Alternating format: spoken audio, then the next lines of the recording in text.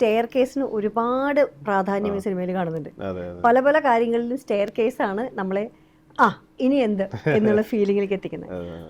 പക്ഷെ ഒരു കാര്യം നോക്കിയെന്ന് വെച്ചാൽ ആദ്യത്തെ കുറച്ച് സമയം പ്രണവിന് ആ സ്റ്റെയർ കേസിനോട് വലിയ പ്രശ്നങ്ങളില്ല. പക്ഷെ പിന്നെ ഒരു സമയമാകുമ്പോൾ ഒരു ഹെസിറ്റേഷൻ ഉണ്ട്. ഒന്ന് നിന്നിട്ടാണ് പിന്നെ ആലോചിക്കണേ സ്റ്റെയർ കേസിലേക്ക് കയറണോ ഇറങ്ങുന്നോ എന്നുള്ളത്.